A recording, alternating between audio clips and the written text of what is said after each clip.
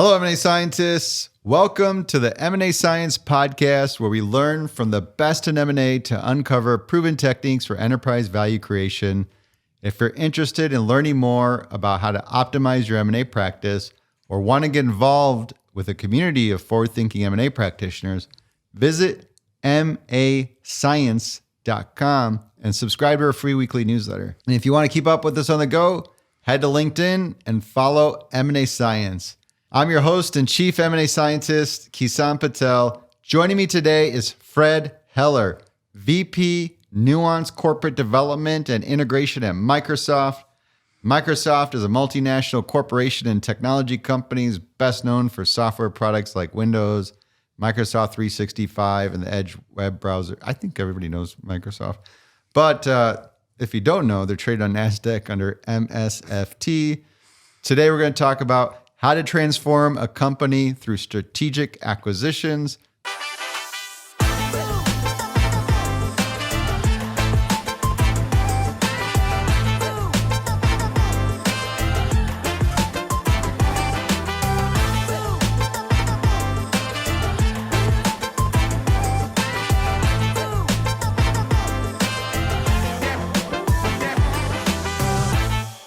Fred, how you doing? Great, thank you. Thanks for taking the time. We're here live in the Boston area, secret, undisclosed location. I was told we're not be able to disclose it, but we're live. This is fun. I'm glad you took the time. I'm really excited for this interview. Can we kick things off with a little bit about your background? Sure. Happy to. So what can I say? So computer engineering undergraduate, University of Michigan, worked for a few years out in the Bay Area, for a couple firms, including a venture capital incubator, one of the first run by Nolan Bushnell, the founder of Atari.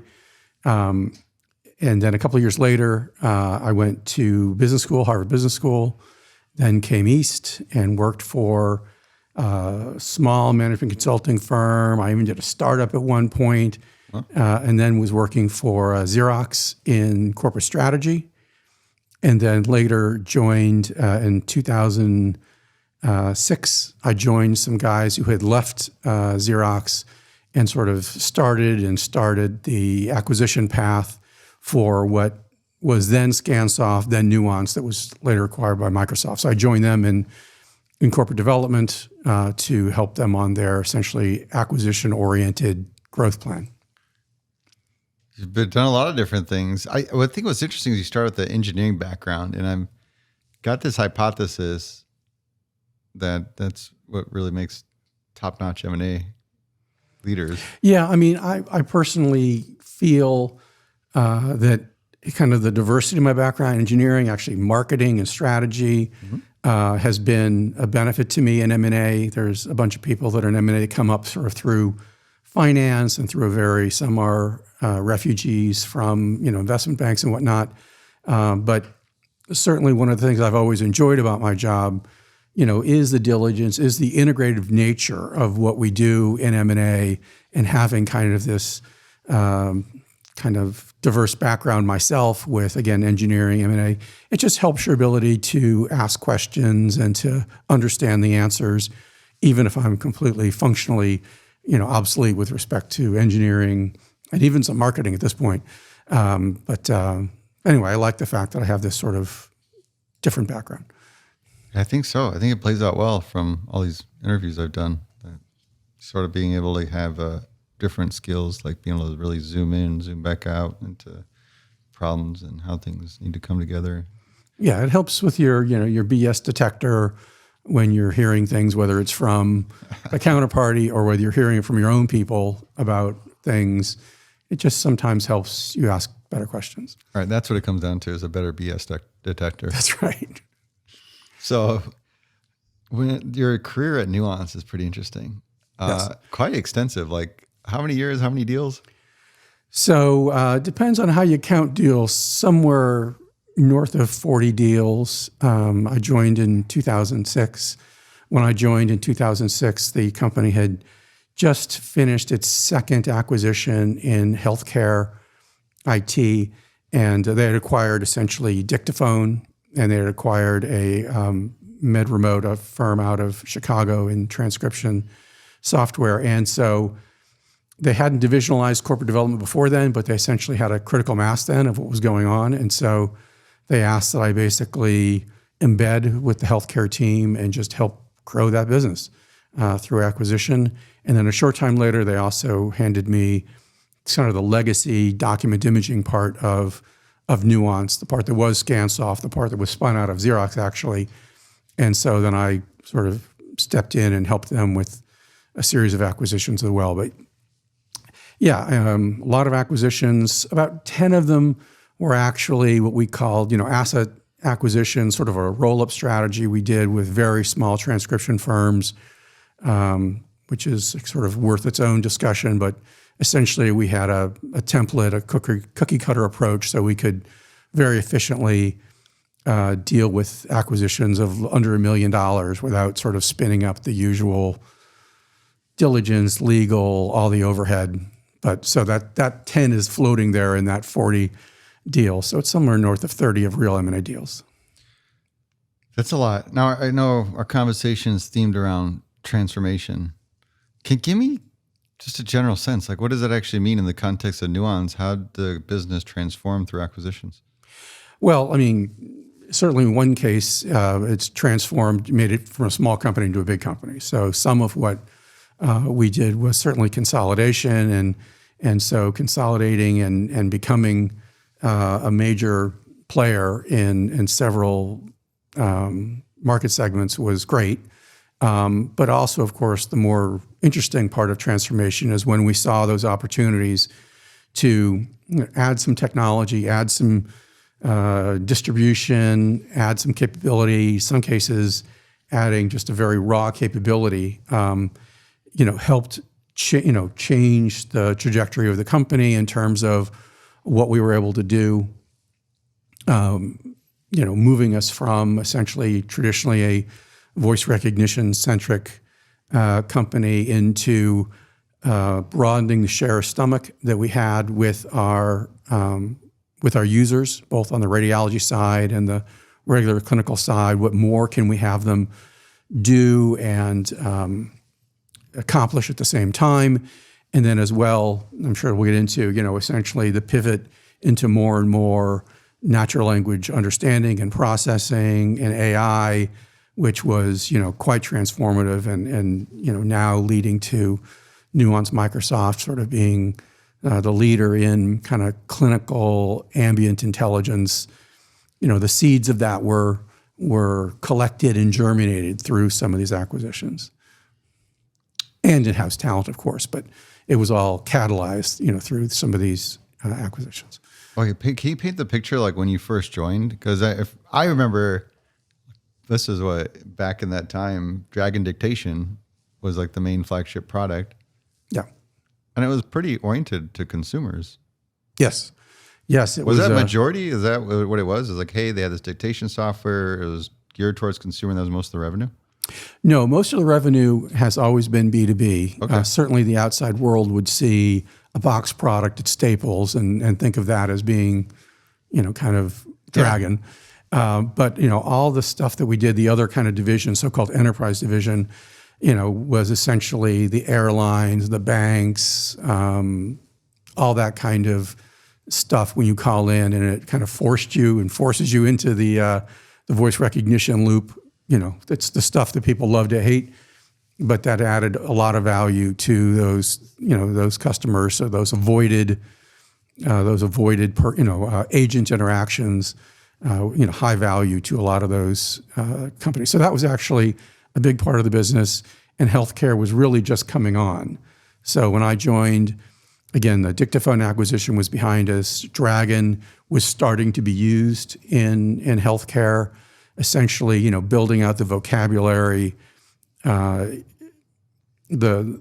accuracy in voice recognition has changed so much, over the years, and certainly early on, it was enhanced a lot by the fact that the vocabulary for doctors, as very complicated vocabulary, was sort of pre-programmed in, so it wasn't hearing fibrillation for the first time from some user. It was already in the system, if you will. So all that specialized vocabulary was there.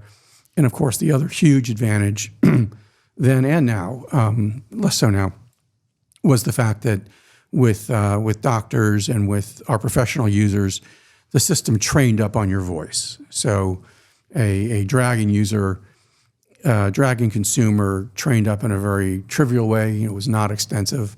Obviously, doctors, the speed and accuracy requirements are so much greater. And so, Nuance totally developed that, and others, but totally developed and perfected the ability for the software to understand a blazing fast doctor speaking in all sorts of jargon, English perhaps as a second language, and doctors didn't care if the software could keep up with them or not. Because, of course, in the early days, a lot of this was happening behind the scenes. The doctor just spoke into a microphone, didn't see the words appearing. Again, they had no care. It'll all be figured out by these transcriptionists. So they would return a draft for the doctor to sign and review. And so the software was working behind the scenes in most cases in those early days. And then more and more and more, Dragon Medical became accurate enough for doctors when they see the words appearing on them in front of the screen. They were very satisfied with that result. Wow.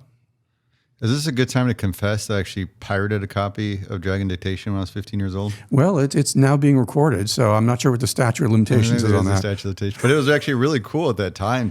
I was like so impressed. Like, this is incredible technology.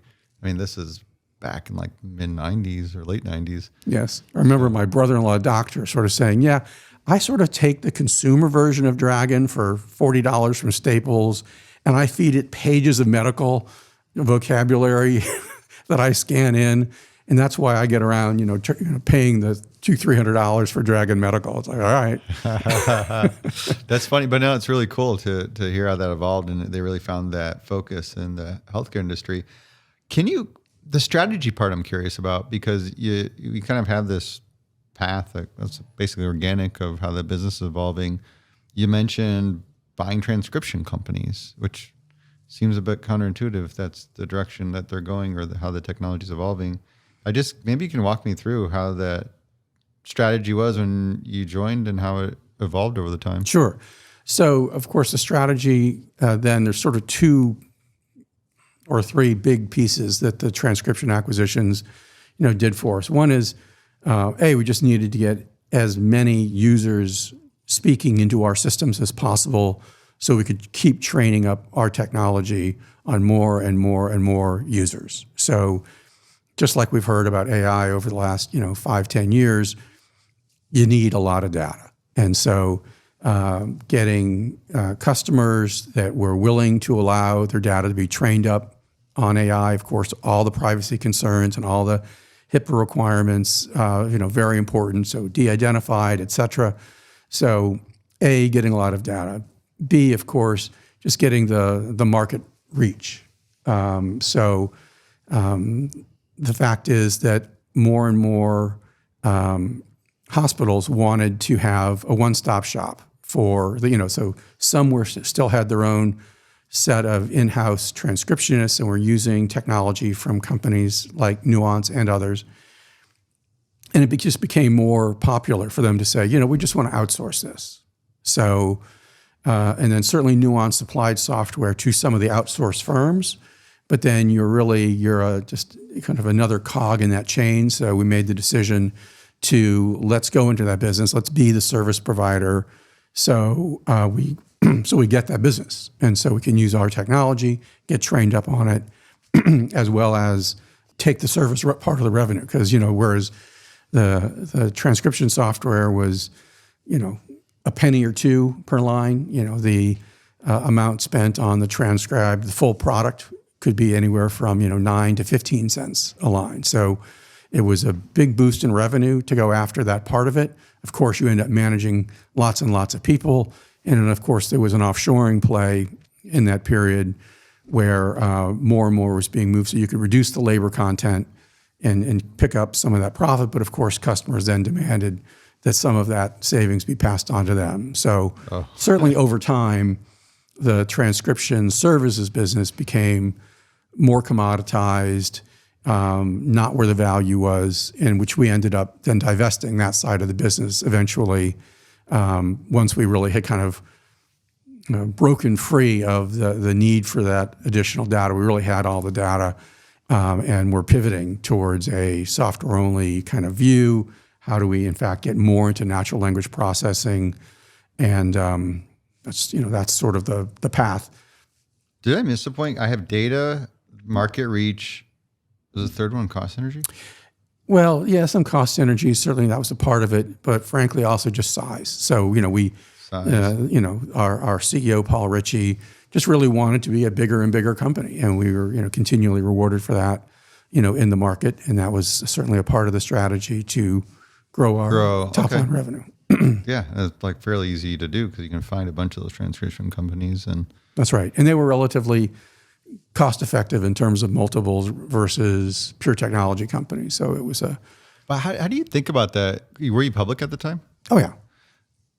When you do those kind of acquisitions, like, does that make any kind of impact or get viewed in terms of valuation? Like I run a SaaS company, and if I started buying things or looking at adding things in a business that wasn't SaaS, like I get big question marks as a smaller private company.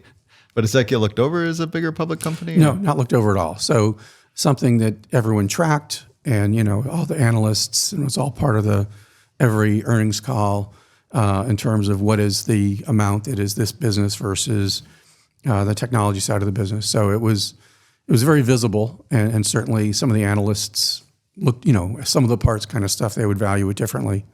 But you just justified the strategy enough for that. Exactly. Why not? Okay, so that's when you joined the company, and this is where are we at? I forgot. You said 2003? No, 2006 is when I joined. And again, this voyage, this journey was just beginning. So really, from 2006 through, I would say 2012, 13, in healthcare. So both transcription technologies, transcription service firms, as well as transcription technology.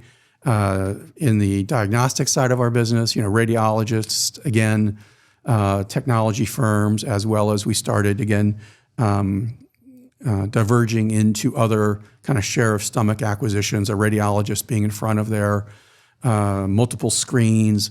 What other information could we bring to them? What other non-recognition based services could we do? And then, of course, how do we add more intelligence? Some of our acquisitions started doing more with natural language understanding, ontologies, essentially maps of the body, so you can understand when someone uses a technical term about an arm, they're talking about an arm and the things associated with an arm as opposed to something else. And this can help you then improve the accuracy of the software and other intelligent features that you're asking when you understand. So we acquired many technologies like that to improve our ability to understand what both regular clinicians and radiologists were saying, and then how do we feed that information, back to them, not just in accuracy of the document, but how do you use it to add more value to their workflows and processes, prioritizing everything else. And we also did acquisitions that moved away from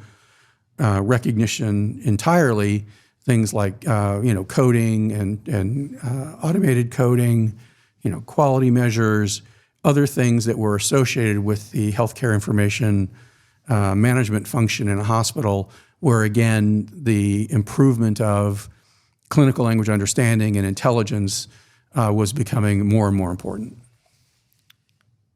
So we're talking about still improving it sounds like you've got two themes. One's improving the existing business lines and keeping them relevant, and then adding new business lines. Yes, and we were very much into close adjacencies. So, our strategy was not like, let's find a lily pad, out a bit and then use this to go somewhere else.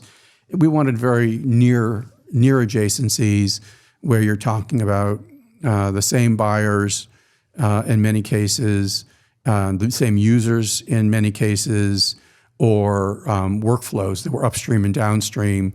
So again, the advantages and the intelligence that you were adding in one step of the workflow actually accrue to benefit in the other part of the workflow. So we definitely had a value chain, workflow chain kind of view of our users and decision makers. And we built out with that in mind. What's like the market position from the time you started to now, where it's, hey, we have dictation software, versus how would you frame Nuance's market position today?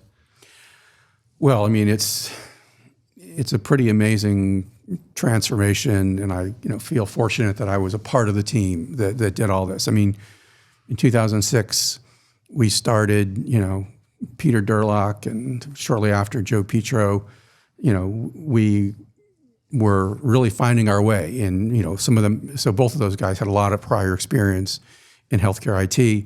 But for Nuance, then expanding our reach, our technology, our depth, all those things. So we were one of the main players in medical transcription services and technology at that time. And now, we became probably the number one player in in certain tools for radiologists. And of course, as we've, really pivoted hard in the last 5 years with large language models and other forms of machine learning to add sort of this ambient intelligence, I think it's fair to say that, Nuance at that time of acquisition and now kind of catapulting with all of, Microsoft's assistance and reach, the DAX product is I think the industry leader and the most exciting products in the industry. I mean, it listens in on a conversation between a clinician and a patient and does all the work for the clinician in capturing the note and structuring the note and giving them a structured note back for them to approve. It seems very much like magic, and it's life-changing for these clinicians to have this work that used to be tedious and time-consuming. There might be, again, 2006, there might be a 3-day delay between they spoke into a phone and when they got the draft for them to approve and edit and to edit and approve. Now this happens in near real time in many cases, that they just have a conversation and the software knows who's saying what, filters out extraneous information that a patient or the child of a patient or someone may say during the interaction with the doctor. It's just an amazing leapfrog in the capabilities for the industry. And I think, I believe that the Nuance DAX Microsoft product would be viewed as the leader in this whole new world. Is it still described as dictation, or how would you sort of... I mean, no, I don't think so. See, now it's like, yeah, you kind of broadened the scope quite a bit, and you got AI in the play. And exactly. So this is, dictation was all about accuracy. So did you capture exactly what the doctor said? And the first baby step was taking what the doctor said and then making sure that it conforms to consistent hospital policies on how they should be identifying things. Like a doctor may say blood pressure, but the hospital wanted every report to use BP instead of blood pressure. So again, the software, very simple, would convert what they said into what the norms were for the the policies of that hospital. So you go from that kind of stuff all the way up to where it is now, where you're really putting together a note based on the meaning of a discussion between a doctor and a patient. It's a whole different situation. Oh, interesting. It's like a little bit of that extraction and summarization. Exactly. All right, we're glorifying the good part. Let's talk about the bad, like the consumer business. There's no drag and dictation. Like as a consumer, you hear about it anywhere, and it just trends change. I need to dictate something. Either Google or Apple is going to do it for me. What? How does that happen? I want to know behind the scenes in the boardroom. Like, how do we strategize off of that? Well, I can't say what's happening in the boardroom. Certainly, as a member of the company, we were an early supplier to Apple on their voice recognition software that they supplied for free on iPhones, and that was good business for several years, and Apple got better and better at their own recognition, and then we were no longer supplying that. But certainly, everyone realized once voice recognition was available on essentially everyone's phone for free, that our consumer product did not have a lot of life left in it. Certainly, it remained more accurate and more useful for a lot of people than the free software provided. For example, there are some professional users especially, but also some advanced prosumer kind of users that they liked the fact that our software was embedded into the operating system, so you could actually control the whole PC using your voice. So they could just use a headset. Certainly people with disabilities relied on this as well. So there was sort of a decreasing and decreasing set of users, but niches that were still into that consumer version. And the professional version is still a valuable product in law enforcement, in legal, people that really need the higher accuracy, want the software trained up on their voice, specialized vocabularies, et cetera, and workflow. So it took, you take documents, it automatically inserts it into another workflow. So that still remains a small segment. But certainly as a company, we recognized, and it was happening to us whether we liked it or not, that the broad consumer side was going away, and it did.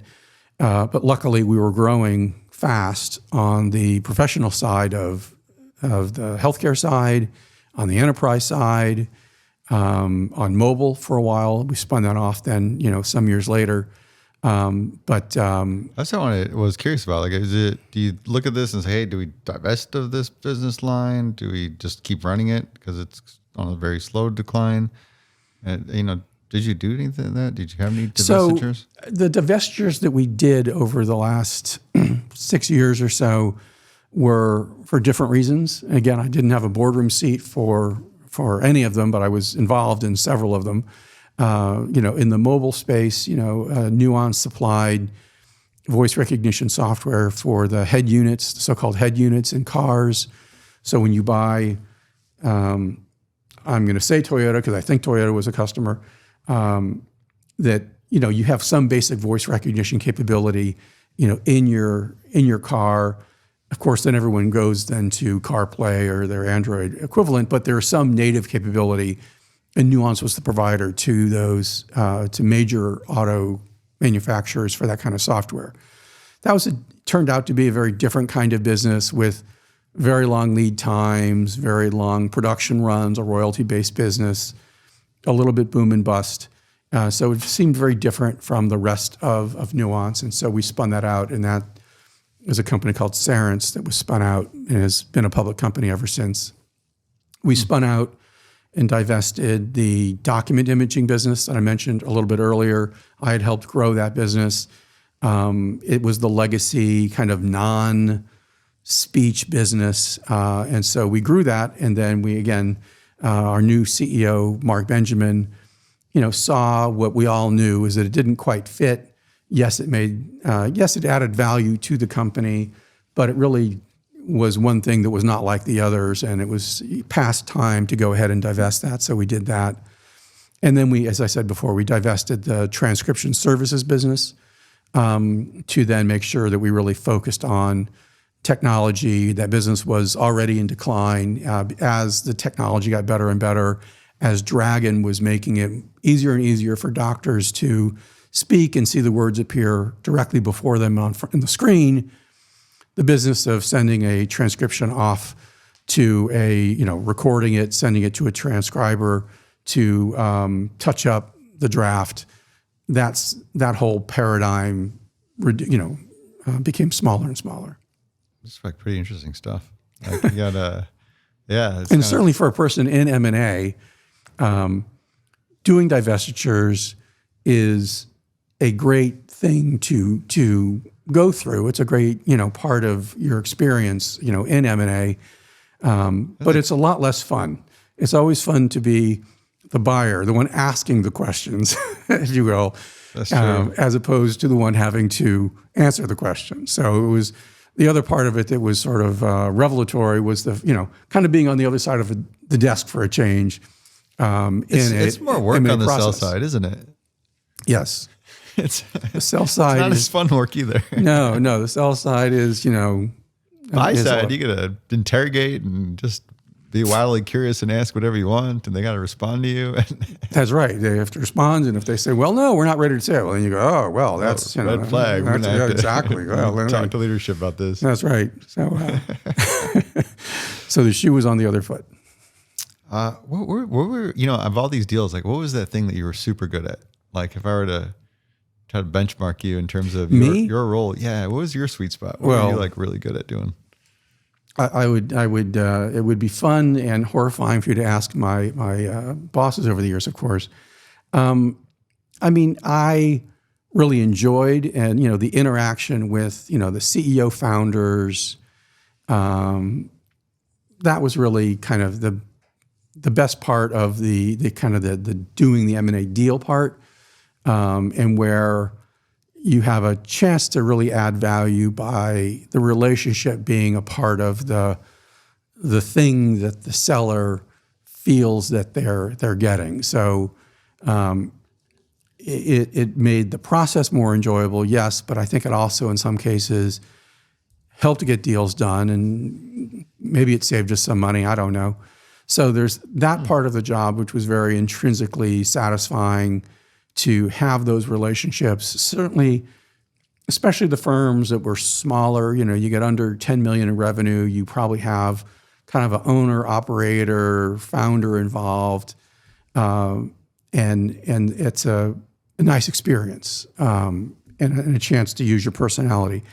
The other part of it, though, that I think is just as enjoyable for me is the interaction with, our whole internal team. And I don't mean just the M&A team. I mean the virtual team that is a part of an acquisition. At Nuance, we did enough acquisitions that people knew that this is what they were supposed to do. And how did they help? And this was the strategy. And so some people, even they were in the finance department or in HR, they had M&A on their business card. They were part of the team fully. That was their full-time job. So working, with them, working with the technology people, yes, sometimes you had to kind of pull, tug and pull to get them to commit to meetings and to give you notes after meetings and slides and edits and review things.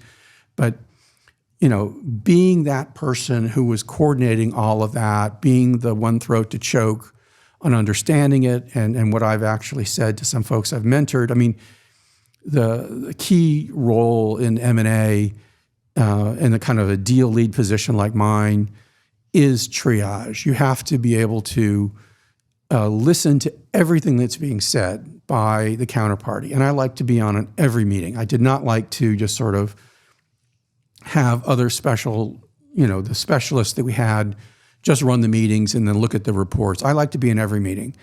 And you listen with a different ear to the standard triage stuff, sort of a little interesting, a little bit concerning on the one hand, and in the middle, things that are potentially troublesome. Maybe we need to flag it in some way in what we're doing. Maybe it leads to some change in the model.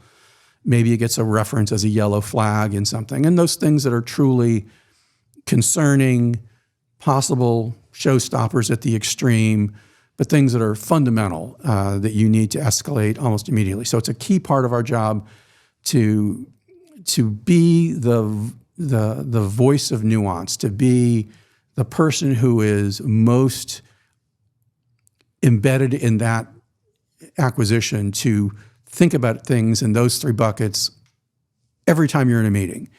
And that also goes for the meetings that you have with your own team, your diligence partners, because they can get quickly alarmed at things. And so you have to okay, yes, we heard about that, but that's actually not a showstopper. That's just something that we have to make sure that we cover in a rep and warranty. That's something that we may need to escrow for. That's very good for us to know, but it's not a disaster.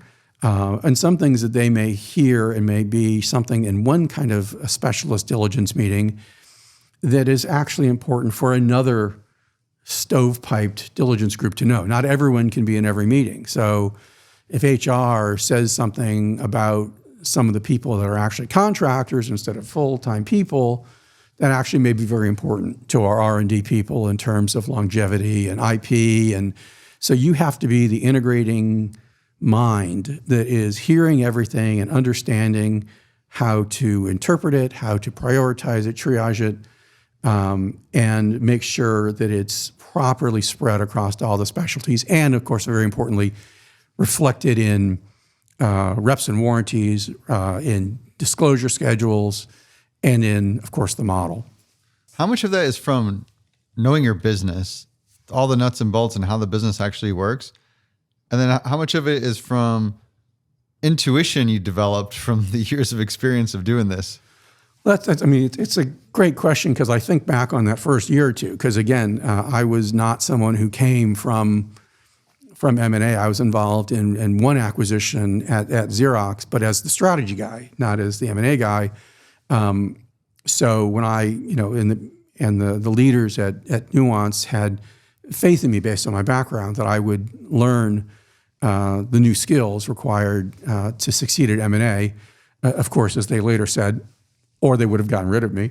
But certainly those first couple of years, I was, learning on the job. And so certainly then you're leaning more on your diligence partners to internal to help you detect sort of things that are troubling and not. And then, of course, over the years, you get better and better at hearing what they hear and figuring out how to prioritize it. But like my first deal, literally my first acquisition was an Indian-based transcription company. So, it was with that had, their corporate structure was, Bahamas and this and that. So it was like definitely trial by fire of all of these issues, international issues, corporate governance issues. It was a mess. But so that's how you learn. Yeah, it's like a combination of all these different things that really come together to make you good at it. And then I like that point around that prioritization is essentially what you get better at. Right. Okay, so going back to the last the area we were talking about, a lot of it was relationships at the end of the day. And you had this relationship with the target company CEO and then also your internal deal team. I want to click back into it, especially that part where you mentioned save money. Because I'm Indian, as soon as I hear save money, like perk up, and I'm curious about it because you mentioned a relationship with the CEO and how important that relationship is to get the deal done. I mean, I'm trying to fish here a little bit of like, does that relationship and how good of a relationship you have allow you to save money? I think so. Every deal has its own personality, and some sellers, especially if you've got a financial sponsor involved, they're going out after every penny. As one PE guy said to me once when we're arguing over something in the final days of the definitive agreement, and he says to me, he goes, "Fred, I know we're arguing about pennies here, but it's my penny." And then you get other people who are... That's like the mindset, though. You're a big corporation, you're a machine, and this is me. Exactly. And then you have other people who are much more, we want to get this done. There's plenty of money here for me, the founder, and my people. We're going, we're getting fabulously rich. And so they may bring it to it a different mindset of where they're willing to compromise, and all of that. So, and certainly the whole, many, many books have been written about negotiation, and every situation is different. All the personalities are different in terms of, the getting to yes and how are you sharing risk, the dollars versus some of the other terms and conditions around it, the retention packages and the terms and conditions around retention packages. So a deal that may have a headline number of 20 million, we were not in the billion range. We were, 20, 30, 40, 50 million, sometimes 400 million, sometimes bigger, sometimes smaller, but we were in that sub-billion range in almost all of our deals. The headline number, which a lot of people focus on, is not the only place where important value is being defined and apportioned. It is in a lot of those T's and C's, and again, that's why as an M&A person, you have to be fully involved in every comma and every line of the definitive agreement and the disclosure schedules. You are the fiduciary with respect to looking out for the interests of the company and the board and everyone involved and making sure that everything gets properly reflected and that you understand it. And so the price is just really a piece of it in terms of important value. Today's episode of the M&A Science Podcast is brought to you by Insight. In today's rapidly evolving business world, staying ahead means embracing change and leveraging technology to not just meet, but exceed your strategic goals. That's where Insight comes in. Insight is a comprehensive solutions integrator that helps organizations transform technology, operations, and service delivery to future-proof the business and innovate. With a client-focused approach to delivery, they combine the power of people and technology to turn the biggest challenges into opportunities. Learn more at insight.com/leave-legacy. That's insight.com/leave-legacy. Look for a link in the show notes. So let's say we're negotiating a deal and I'm fixated on more money. I want to get the most out of this exit. You want to save money. What would be the other dials that you'd start looking at to maybe justify either paying more or paying less? I mean, again, there's 1,000 of them because it does get reflected in so many of the definitive agreement, terms and conditions. So whether it's how much escrow for how long, tax protections, how long do they last? We had firms that had things in their subchapter S compliance that we may not have fully agreed with their lawyers on whether or not it was in compliance. So are you protecting Nuance on what happens if those compliance factors are later challenged? So are you getting protection for all of those other factors? And obviously a huge one, earnouts, the terms of the earnout, the flexibility in the earnout kind of terms and conditions. So all these elements are huge elements in the factor of in dividing risk and dividing value. So it's every deal, I have new dials. Yes. All right. It doesn't make this easier. Okay. Teach me how to save money on a deal. Well, you just have to look at, to a certain point, you look at every decision as a source of value creation and risk division. And obviously, if you take it to the illogical conclusion, then you never get a deal done because you're keeping everything to your chest. You want to win every battle. So the fact is, what most people do, and again, I don't think this is unique to the Nuance style of doing deals, is that, as you get further and further along in a deal, LOI, wine and roses, yes, that's an important negotiating point. But again, a lot of the value then is still further on in these terms and conditions. And as you get closer and closer and closer to where you want to sign a definitive agreement, the list of things that are outstanding gets smaller. And obviously the things that end up being still open are things that people care about a lot. And so you just know that you're not going to win every one of those. And so you start, putting together little buckets, little packages. So, okay, we're willing to give on this and this if you give on this and this. Now, is there a risk then that the counterparty says, they then cherry pick and they said, okay, well, we'll take the things that you're willing to give on here, but we're not going to give you the things in return, because they now know we are willing to do that. You have to just play those situations, by ear and figure out how you can actually get some balance in those negotiations. And that is, again, where a huge part of value gets divided in those final important negotiations. So if you had something like here's, obviously maybe you're trying to adjust price, but you had these 5 other dials that you identified as leverage.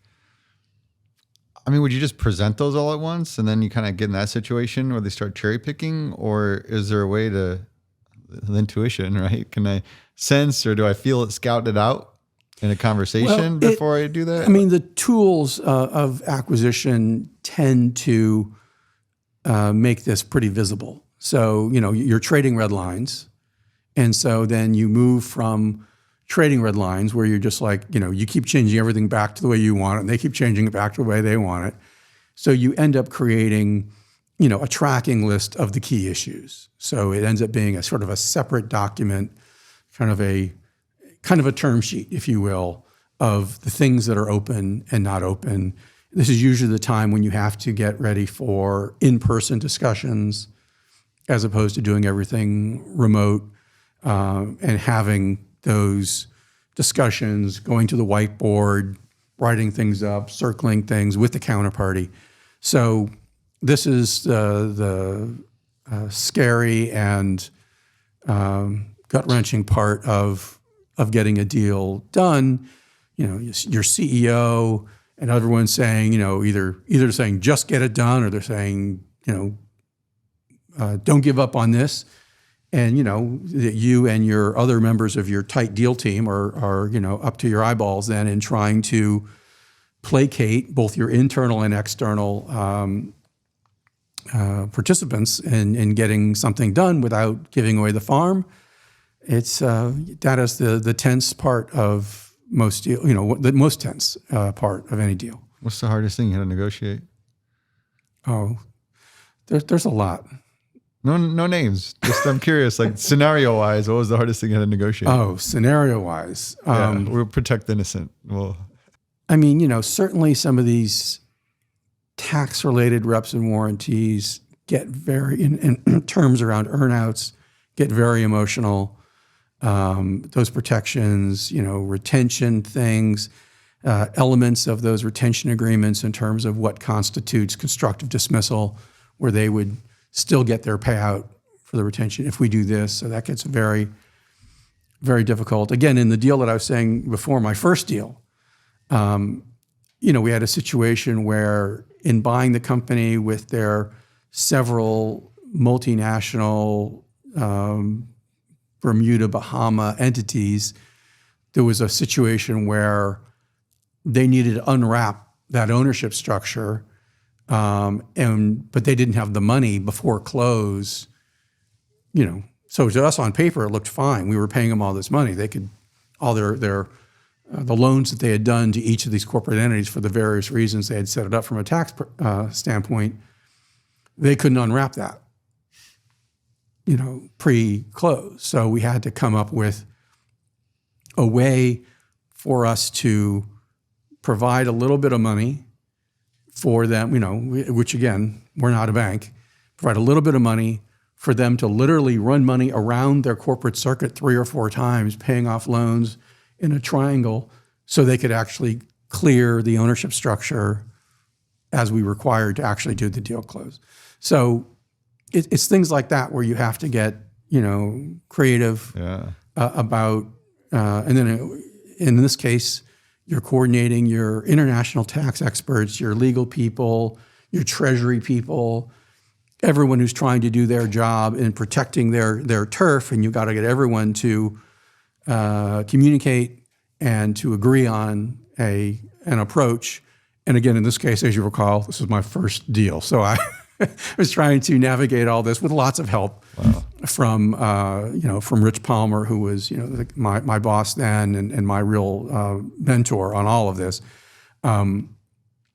You have to find a way in these situations. We did one public deal that has its own incredibly complicated, nerve-wracking things around getting things done. It's also, of course, one of my favorite stories. I have a lot of, as many deals as I have at least that many stories because each deal has these crazy stories. In this case, a public deal, We're now we've cleared HSR.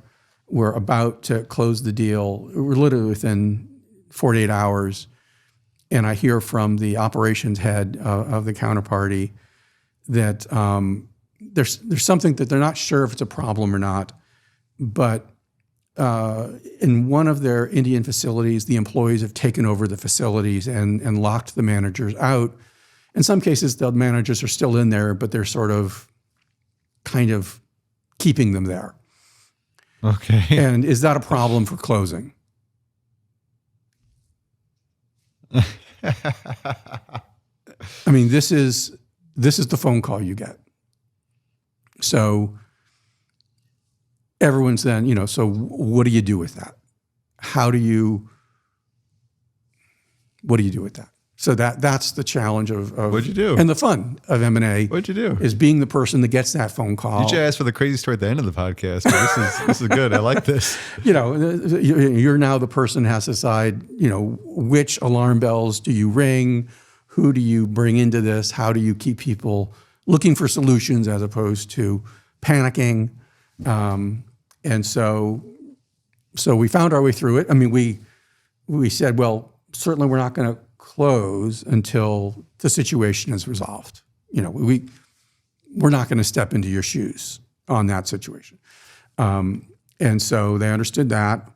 And they, so over the next couple of days, they were like, okay, the employees have left. So just cutting to the chase, the employees have left and we have control again of it. I'm like, okay,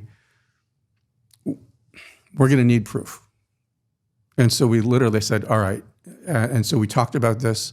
And what they literally did is took, today's copy of an Indian newspaper, and they went around the office taking pictures of the office being cleared of people with today's newspaper in every shot.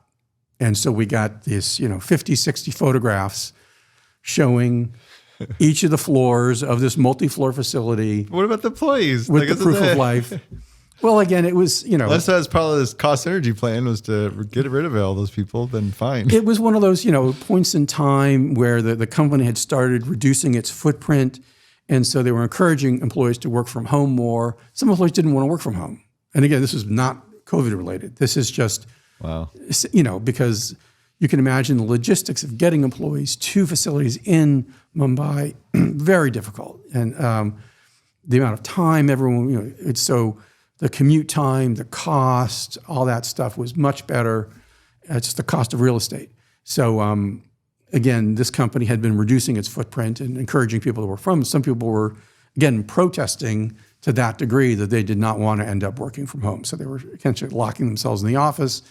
And so I forget what the resolution was in terms of how to deal with all of that. But we did deal with all that post, but we didn't take on a building that was occupied.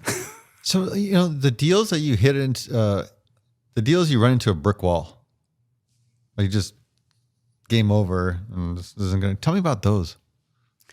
Yeah, there's been a number of those. We were, in general, we were pretty aggressive, under Paul Ritchie. We were pretty aggressive in getting deals done. And so we found a way. And does that mean that we caved on very difficult terms in some cases? Probably yes. But in all cases, we still felt that we were, operating certainly within our guidelines and within full board approval. But there was one situation. I was in New York City on another matter, but we were trying to negotiate an LOI on another matter. And they were choosing between several parties. And so I was, literally jumping out of meetings on the phone, supposed to catch a flight from LaGuardia back to Boston, and on the phone the whole time, cab out to the airport, and they just are going with somebody else. And I'm talking to our people, I'm talking to their people, and then they said no. They said, we're going with this other way.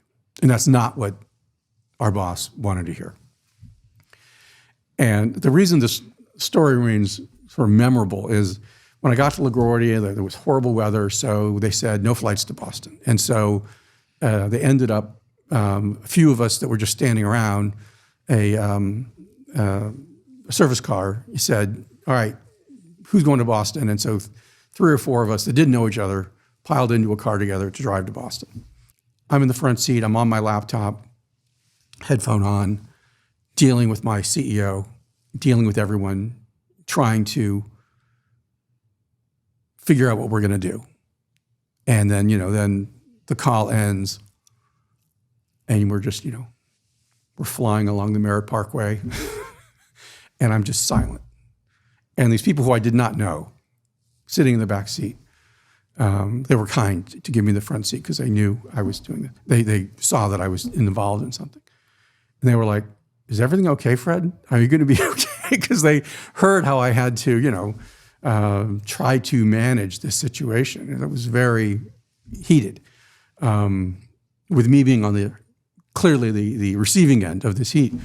And so that was, again, one of those moments of high pressure.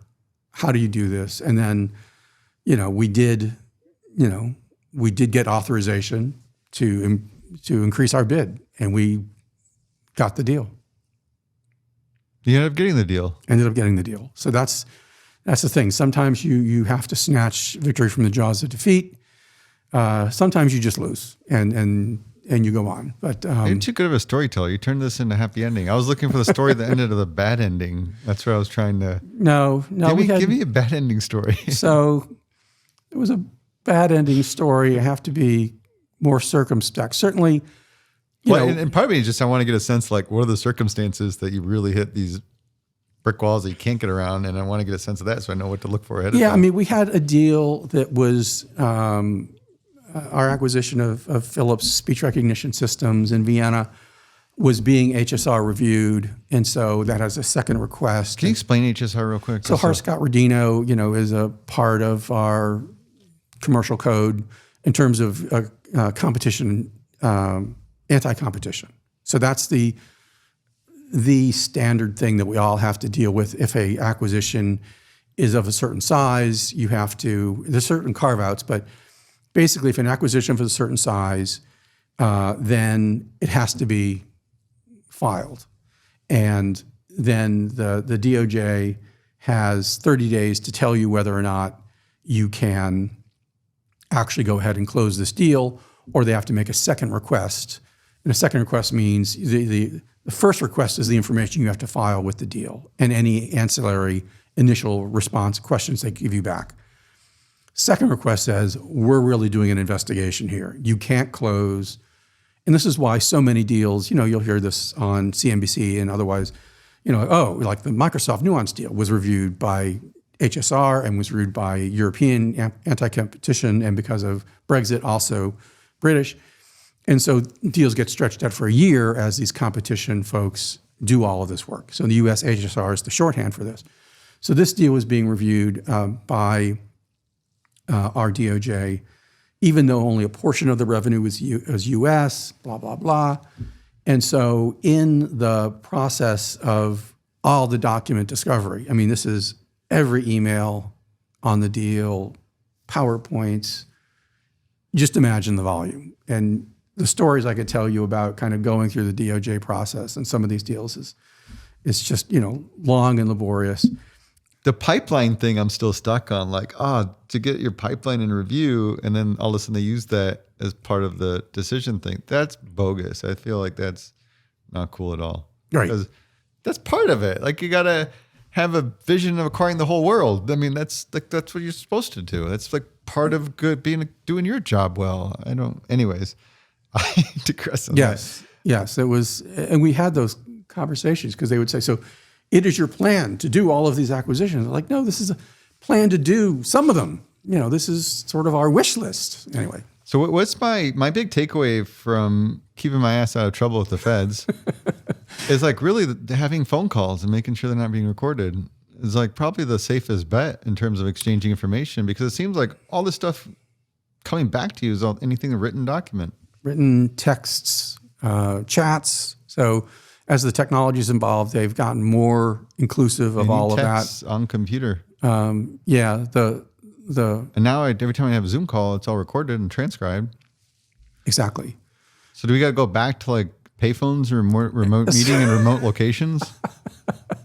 So it seems. I mean, especially my favorite was when I would get voicemail. And of course, because we were so involved in speech recognition, we had products, our enterprise group did, that were involved in the transcription of your voicemails. You know, we were one of the first companies to offer that. And as the supplier, we were one of the first ones to be using it.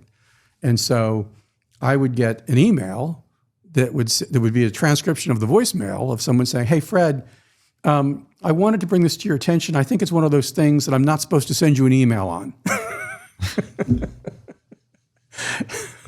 That's what you got to do. This is a great practice. So that's great. So they left it as a voicemail, got transcribed, and then came to me as an email because that's what. So anyway, just. This is a good lesson for everybody. I think you got to brief your team on what information you pick up the phone and cell phone and call. That's right. And just. Unless you're thinking unless you have some. Most important thing is just to behave. Just everyone just behave. Behave. But there's a. Hey, you know, I've had it. Something comes on your way, and it's, and maybe Exactly. So there is like a bucket of like it's going to happen. You're going to have information that you probably don't want documented in maybe early seeds, but yeah, That's general right. business as usual. Yeah, I guess it is just behave. Yeah, and also of course just steer clear of situations that may be controversial. And sometimes that means that you don't do deals. So We're going to acquire all these companies and kill them. Feds don't like hearing that. Anyways, where are we going? We're going. Hey, the exit to now I got good story mode. I'm just curious about the Microsoft exit. How was your exposure to that? Because that's like a huge deal and huge deal. So as the pre-signing discussions were going on, I was basically my job was to get our transcription business divested. So that was So I was sort of here's over here. Microsoft's reaching out. You know, their executives are probably involved because it's a big deal, and then they're probably working through your executives on it, and they're kind of coming up with this thing. It's like, yeah, this kind of makes sense, and boards are approving this stuff because basically it's a board level decision, and then it's like, hey, by the way, we need to divest this chunk of business. And that we had already started that. Oh, you already started. So hey. We're planning to divest this. We're going to keep divesting it. Fred, you got to stay focused on that. No, in fact, it had already been signed. You know, they knew that. So it's just signed. But getting it closed was a big deal because it was a spin out. They had to set up new systems. They had to really be ready to accept the business. So getting that all done was a nail biter for everyone because we knew that it wouldn't be until that was done that everyone felt comfortable actually moving forward. So, but that deal had been signed, not closed during the discussions. As far as at the point that I was brought in, when I was brought in under the tent, it was probably 6 months before signing. But my involvement in the was like the last month of pre-signing diligence. So, all of Nuance Corp Dev was involved, but we became the key people to respond to those last key requests from the Microsoft executives and diligence team, and what I now know as an insider, the Mavs team and corporate development, the Microsoft acquisition and venture success team, asking a bunch of questions, getting ready for the deal to be finalized and the final negotiations. So I was not at all involved in any of those negotiations. I was sort of a diligence facilitator. And then after the sign, again, I became pivoted to being the point person for Nuance for the integration effort. Yeah, I was going to say they've done a lot of these large scale deals, and in terms of, we haven't talked about integration in general. And we've talked about the front end part I like to talk about, is like doing the deals.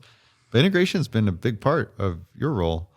So yeah, I mean, certainly when Nuance was doing a lot of acquisitions, Nuance, we were doing 6 a year with a small team, for a few years there in 2007 to 2012, probably our most intense years.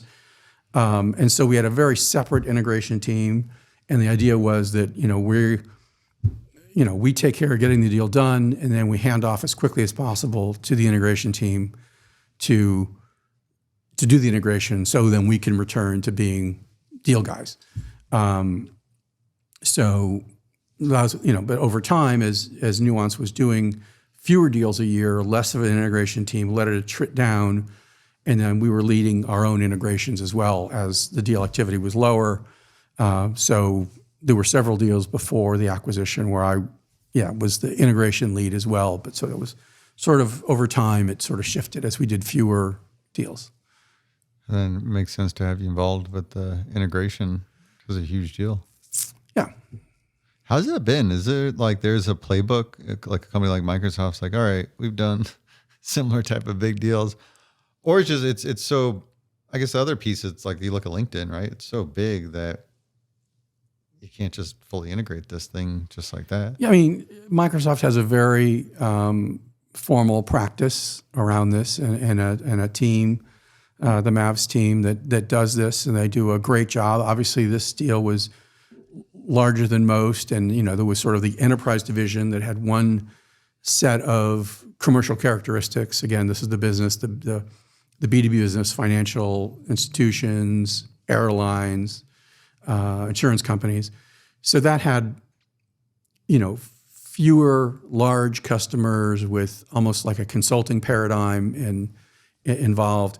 And then the healthcare business that was, larger, but still very different. So you really had almost two separate integrations to attack. And I think to Microsoft's great credit, they came into it saying, we need to figure this out together. It is not, here is the script of how the next 6 months are going to go, and blah, blah, blah, and we're going to, onboard everyone by this date. It was really, let's figure out really what we're going to be able to do without breaking the business. The priority is on not breaking the business, growth, enabling our AI businesses to flourish, and getting essentially top-line synergies, not just revenue, but top-line R&D. How do we collaborate most intensely, most quickly? Those were the priorities. And so in some respects, like explicitly, we slowed down certain things on integration to make sure that we did not, in fact, break or distract from some of the high growth areas that we were all very excited in. And then drop into the middle of that, ChatGPT.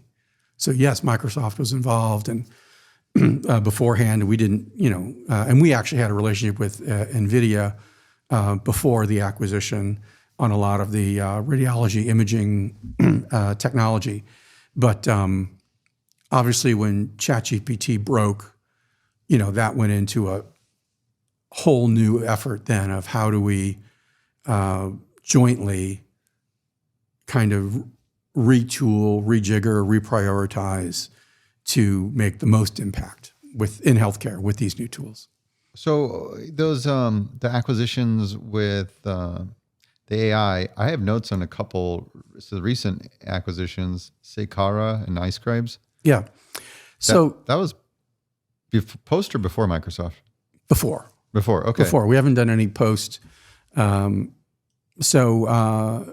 iScribes was a few years earlier, and on your theme of transformation, I think that's really one of the very interesting stories because iScribes was a services company. It had very little technology.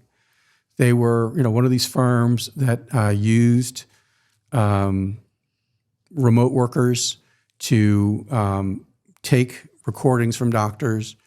You know how medical students will be hired to be a scribe. We've all been in the room with the doctor, like, who's this?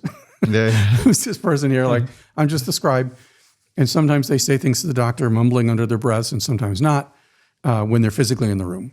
And so iScribes is among a set of companies that had taken this to being a remote capability, but it's a services business. So very light technology, kind of a recording device, and then some workflow to get it to the right person, some tools to assist with the translation into a doctor's note, but still it was being done by a person, and then the workflow to get it back into the right place in the EHR, Epic, Cerner, or whatever.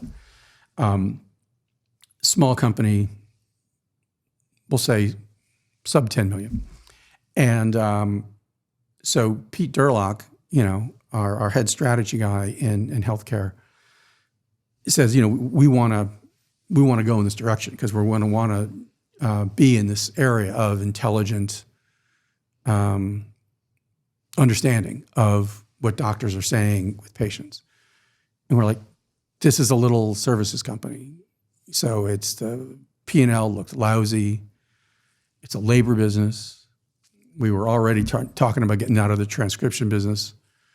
This looks like a dog. I mean, how else can we get at this? We need the data. And so the guy who was heading Corp Dev at that time and we don't generally play a very strong role in screening deals. We try to make sure that it passes the sniff test. And this didn't seem to pass the sniff test. This is a subpar, is not going to move the needle, does not have some great technology. It's a little services business. And so Pete, walks into the CEO's office and says, we got to do this deal. This deal is going to give us the data to train the models to do kind of what we now know as DAX, but is able to do, will change our ability to understand how doctors actually talk to patients, how patients respond, to use that data to train models, to do that all on an automated basis. And so Paul said, do it. And so we did it. This little service business, small, hiring people, remote, working out of their rooms, the technology to make sure that HIPAA was, so it was all very light. It was technology to make sure they were HIPAA compliant and that the workflow worked, but really just a services business. But the data was key. And so with that data, we train, again, not me, the Nuance technology group trained up all these models, and we're able to launch this incredible product, DAX, that listens in on a doctor talking to a patient, sorts out what they mean, who's saying what, and the generative AI, because again, this was new to us, all right? We would use recognition for understanding what was being said. We rarely were having to then turn around and generate text. So that's where then Sequeira came in. They had done some of the generative AI side. And so with these relatively small acquisitions, we got the data and the technology and the know-how for being essentially the industry leader in this breakthrough capability for doctors and patients to just be able to talk, not have your doctor looking at a screen, distracted. The doctor can just look at you, ask you questions, you answer, doesn't have to do anything with the EHR, and then he gets a note that captured all that information properly. So it's just been a game-changing thing, and it came from small acquisitions with key technologies that were spotted by a very smart guy as being the linchpin in the future. So that's transformation. I like that. That's such a great example. That's a good one to. It's almost like the questions like that visionary mindset to be able to identify that, I think, is the key. Right. So Pete to have the vision to see it and to know what he wanted to do. Paul to recognize the brilliance in what Pete was saying and the passion that Pete brought to it, and the and to trust. And so, that's a rare thing, and it can create huge value. Fred, what else is the best thing I could learn from you before we sign off? Well, right now there's a guy that I'm mentoring that's outside of any area of expertise involved with Microsoft. So it's just a friend that I've been introduced to who's asked me to, somewhat new to his position in M&A. He has some M&A experience. And so when we have kind of these coaching, mentoring discussions, it really, and my wife kind of overhears some of this. And so the thing that sort of she has said to me and the takeaway and is, the benefit of experience is just being able to, catch your breath. We at M&A, you deal with some very high stress situations. You have a lot of stakeholders that all expect miracles. You have counterparties that expect that you're a big company, you can do anything. So, you have to find a way to simplify all these competing demands and find peace in taking a position and performing your fiduciary duty and being the voice of reason through these storms. So that's what's fun about the job, challenging about the job. There are those moments that it just seems like, how am I going to do this? And so, but that's a great part of the job, is that you have those experiences, you come through the other side. So, what's the craziest thing you've seen in M&A? I mean, certainly we had a lot of situations where just getting to the LOI, I mean, yes, it's a little bit wine and roses, but it's competitive. And so, somebody put in somebody's head that they were going to be worth $100 million, and it's any rational thing might be a fraction of that. And so how do you deal with the advisors and deal with the founder? So we had, one situation where we had a mismatch of value expectations with a willing seller and a willing buyer. And we just had this completely different view of the appropriate value for a company this size. And we would try to compromise a little bit, but they weren't compromising. And we just didn't understand how they were sticking to their guns, kind of a ridiculous situation. We weren't going to get a deal done that way. And so through this kind of relationship building and all, I finally learned from the CEO that, they essentially backed into the number by looking at what it was going to take for them, the three founders, to not have to work for the rest of their lives. Had nothing to do with the company. And so you just sort of hear this and you sort of say, did I really just hear what I thought I heard? And so because they want, it's like, if we're going to sell it, then we want to be set. And I'm like, okay, so, and how did you come up with what it would take for you to be set for the rest of your lives? And he's like, well, we thought about, how much we spend a year. We thought about, kind of retirement planning stuff and inflation. And that's how we came to this number. I said, you what?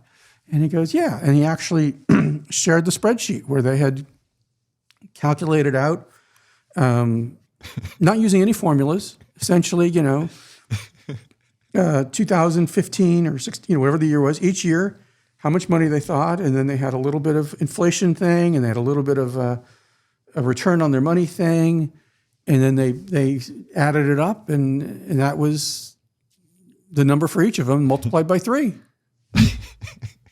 And so you just sort of say, okay, that's just not how it works. I get it. So how'd you bridge that valuation So gap? we bridged it essentially with an earn-out, so let's share the risk. So if... I thought you'd take out one of the founders would be easier. that let's find a way. We understand, so, and we'd be willing to pay that if this result. So we found a way for them to save face. They knew that the goal was stretched. They knew, so we were able to. Everyone's got to save face, as you know. So we found a way for there to be a headline number that met that thing, but they didn't quite get it because the numbers weren't quite achievable. But everyone went in with their eyes open and got the deal done. Awesome. I love that story. If anybody's listening to this and is curious of M&A Science and Deal Room, yes, it's for sale. I'm just looking for a private jet. Give me a nice Gulfstream 650. Hit me up if you're interested. I like it. Thank you, Fred. This has been a fun conversation. I loved all the stories. I learned a lot. You helped me become a better M&A scientist. Glad to help. I mean, it's fun to share my experiences with people because it's been quite a ride. Those of you listening, thank you. You are a true M&A scientist. Love to get feedback, even recommendations. If you got some big name speakers that would have a really interesting conversation, send me a note on LinkedIn. We'll look forward to hearing from you. Till next time, here's to the deal.